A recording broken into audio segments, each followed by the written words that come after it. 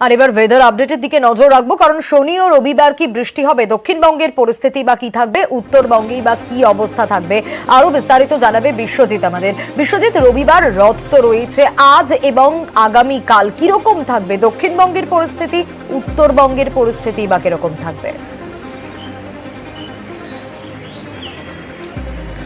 প্রথমে দক্ষিণবঙ্গের কথায় আসি। দক্ষিণবঙ্গের উপর এই মুহূর্তে সক্রিয় মৌসুমী অক্ষরেখা রয়েছে এবং এই মৌসুমী অক্ষরেখা একেবারে ডালটনগঞ্জের পর পুরুলিয়া ও কাঁথির ওপর দিয়ে উত্তর পূর্ব বঙ্গোপসাগর পর্যন্ত বিস্তৃত।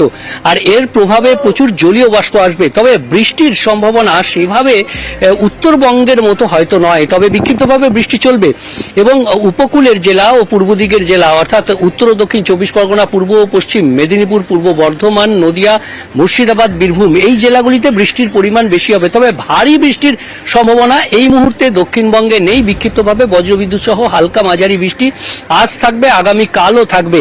অর্থাৎ এই পরিস্থিতি যখন দক্ষিণবঙ্গে যখন ভারী বৃষ্টির অভাব, তখন উত্তরবঙ্গে ভারী থেকে অতি ভারী বৃষ্টি, আজও ভারী থেকে অতি ভারী বৃষ্টি চলবে উত্তরবঙ্গের উপরের দিকের 5 জেলায়, দার্জিলিং, কালিম্পং, আলিপুরদুয়ার, কোচবিহার, জলপাইগুড়ি জেলাতে এবং উত্তর দিনাজপুরেও ভারী বৃষ্টির সম্ভাবনা। আগামীকালও ভারী বৃষ্টি হবে। উত্তরবঙ্গের 6 জেলায় ভারী বৃষ্টির সম্ভাবনা রথের দিন।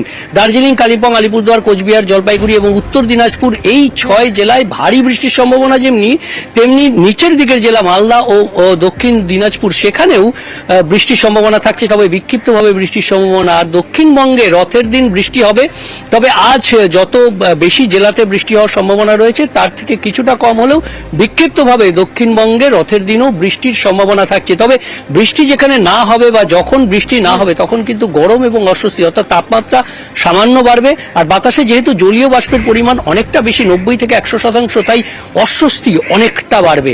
আর তাই বৃষ্টি দক্ষিণবঙ্গের দিকে গেল, উত্তরবঙ্গের কথাও বিশ্বজিৎ যেমনটা বলছিল যে বৃষ্টি হচ্ছে, আমরা একটু উত্তরবঙ্গের দিকেও নজর রাখার চেষ্টা করব, কারণ সকাল থেকে বৃষ্টি হচ্ছে উত্তরবঙ্গে, পাহাড়ে একেবারে বৃষ্টি ভেজা সকাল। ছবিটা আপনাদের দেখাচ্ছি, শিলিগুড়িতেও সকাল থেকে বৃষ্টি হচ্ছে। উত্তরবঙ্গে তো ভারী বৃষ্টির সতর্কতা রয়েছে। কি পরিস্থিতি, কি অবস্থা, কারণ আমরা গতকালও দেখেছিলাম যে ধস নেমেছিল কিভাবে। পার্থর কাছ থেকেই আপডেট নেব। পার্থ, গোটা উত্তরবঙ্গ পাহাড় সমতল সর্বত্রই কিন্তু বৃষ্টি হচ্ছে। দার্জিলিং সকাল থেকে কিন্তু কখনো মাঝারি কখনো ভারী বৃষ্টি হচ্ছে, অন্যদিকে কালিম্পং কিন্তু বৃষ্টি শুরু হয়েছে এবং দিনভর আর বৃষ্টির প্রভাস রয়েছে দার্জিলিং, কালিম্পং এর উঁচু পার্বত্য এলাকায় এবং পাশাপাশি সমতলে জলপাইগুড়ি, আলিপুরদুয়ার, কোচবিহার সর্বত্র কিন্তু বৃষ্টির পূর্বাভাস রয়েছে। পাশাপাশি 2 দিনাজপুর অর্থাৎ উত্তর ও দক্ষিণ দিনাজপুরে কিন্তু হালকা থেকে মাঝারি বৃষ্টি দিনভর হবে এবং সকাল থেকেই কিন্তু যে ছবি দেখছি ইসলামপুরে কিন্তু বৃষ্টি শুরু হয়েছে। অন্যদিকে আলিপুরদুয়ার এবং জলপাইগুড়ি একাধিক ওয়ার্ড কিন্তু জলমগ্ন হয়ে পড়েছে, জল ভরছে। একদিকে যেমন তিস্তা, তোরসা, জলঢাকা, প্রতিটি নদী কিন্তু উত্তরবঙ্গের জল বাড়ছে এবং এই যদি আবারও নতুন করে নর্থ সেকেন্ড দিনে বৃষ্টি হয় তাহলে কিন্তু তিস্তার জলস্তর আরো বাড়বে। তবে আপাতত কিন্তু যে গতকালে বিকেলের পর থেকে খানিকটা বৃষ্টি কমায়, তিস্তার জল খানিকটা নেমেছে।